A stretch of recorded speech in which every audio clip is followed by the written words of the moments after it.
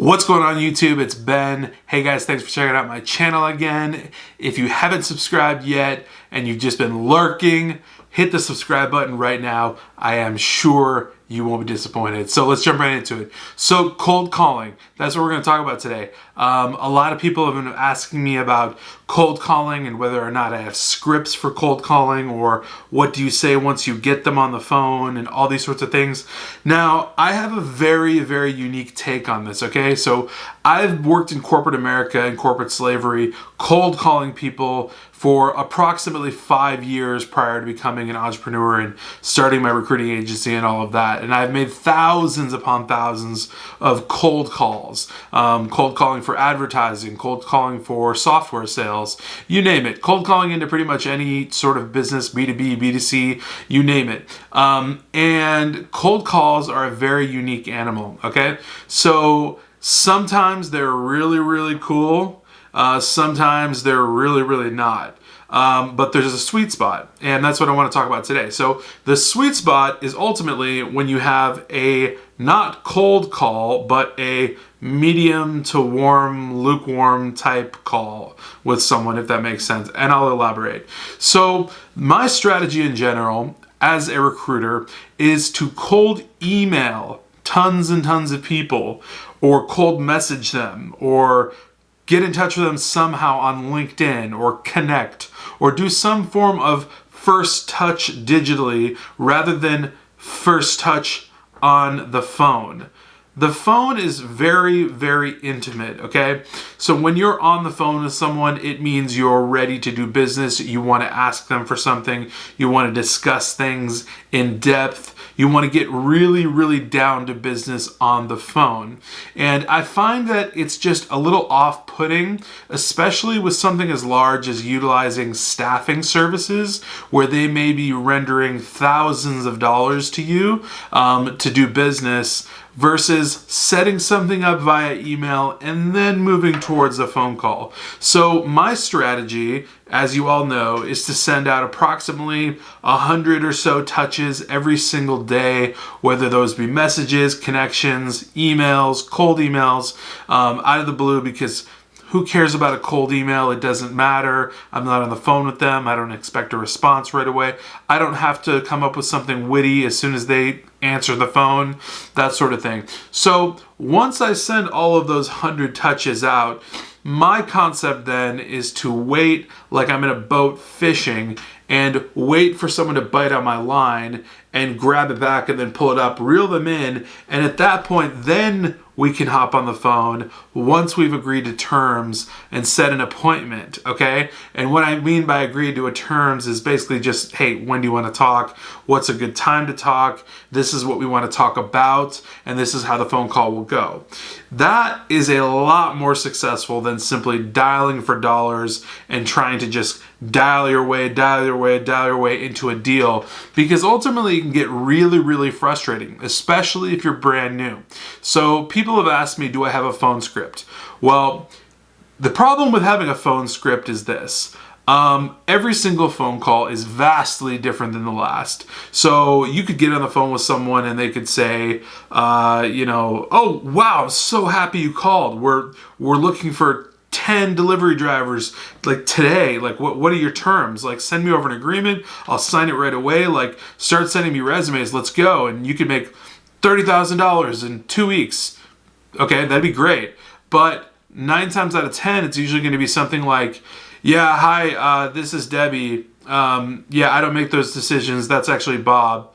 Okay, yeah, give me your number, give me your email, and I'll have Bob contact you. Okay, great.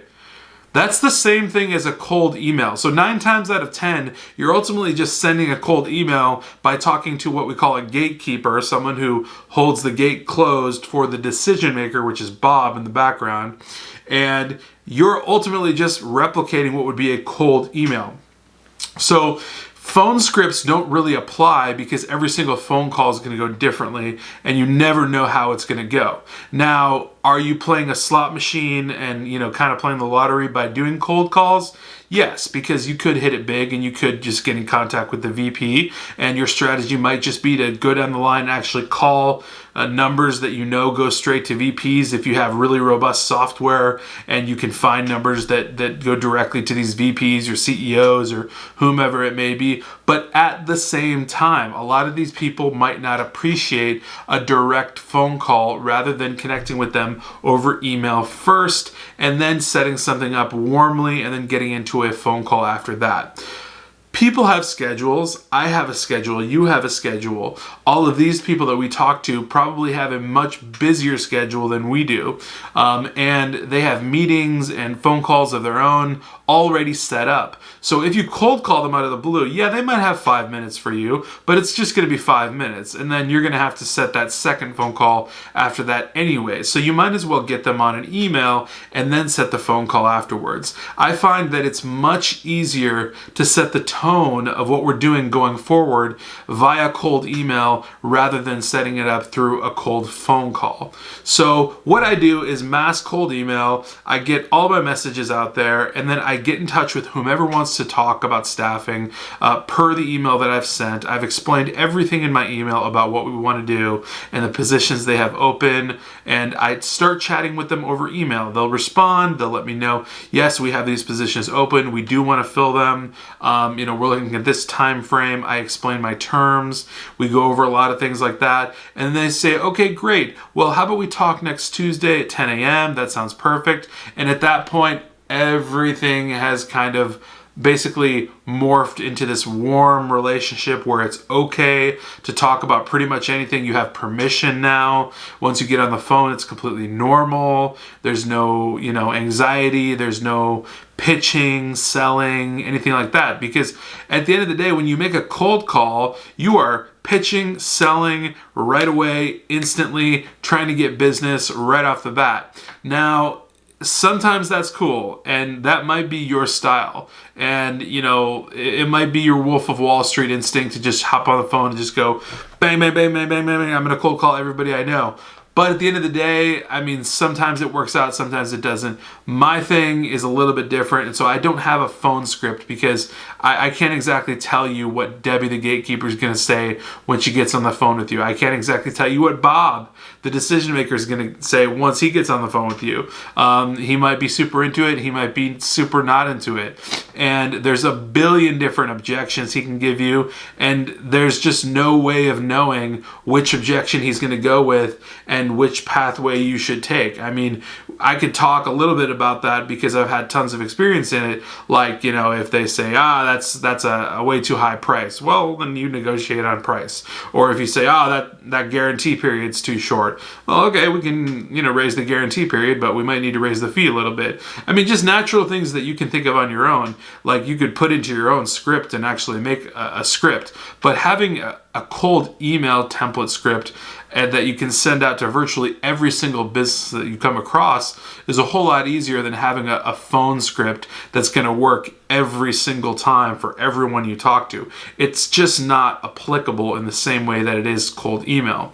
So my messaging is cold email, set something up, get on the phone, make the close over the phone, agree to send an agreement over. Once that agreement's signed, then you move forward after that. Your relationship is much stronger if it begins via email than if it begins over the phone. That is my philosophy. My personal philosophy is my relationships with my clients are much stronger if I initiate it with them over cold email rather than calling them out of the blue. A lot of them don't necessarily appreciate it because they feel like they're being sold. Nobody ever wants to be sold. They want to buy.